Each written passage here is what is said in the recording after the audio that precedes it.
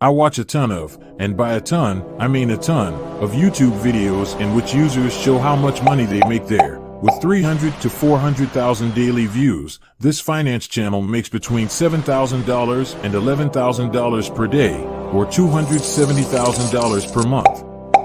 70,000 were created by this video over the course of a year. Even smaller channels may earn upwards of $218 for every 1,000 views. If they have 3,800 members, the channel consistently brought in $20 to $30 from each video's few hundred views.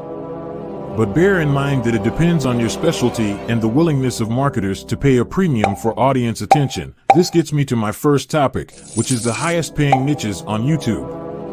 The average CPM for the Make Money Online niche is 13.52 cents, while the CPM for the gaming niche is $40. Don't forget. But bear in mind that it depends on your specialty and the willingness of marketers to pay a premium for audience attention. This gets me to my first topic, which is the highest paying YouTube niches, starting at a 13.52 penny CPM. Average with Making Money Online niche all the way to a $40 in the gaming niche.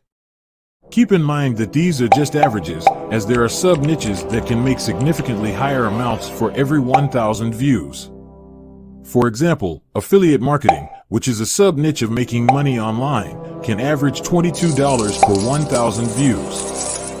The small channel example that was shared earlier with an insane CPM of $218 is in the e-commerce business building, affiliate marketing, and finance space, all of which are extremely high-paying.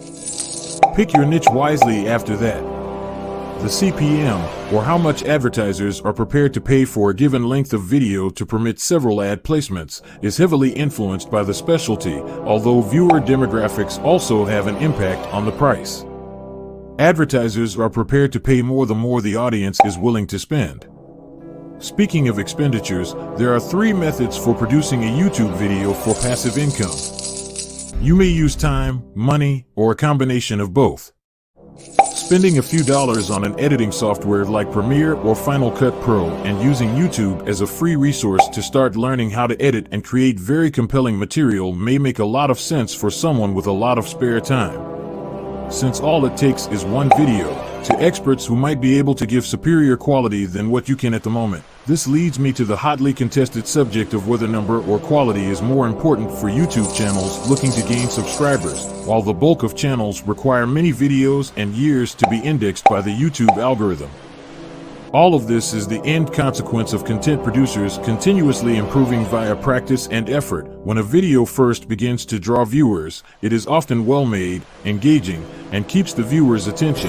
Thus, excellence always prevails. There are instances of channels publishing their initial well-produced video, which resulted in income. Additionally, there are instances of channels that only publish once every 6 months, but nevertheless manage to attract millions of viewers, because existing viewers are aware that when a video is produced by a certain artist, it will contain high-quality content, and because new viewers are aware of the worth of the videos, they stay tuned. What exactly is a high-quality video? You may be asking yourself at this point, what exactly does YouTube seek?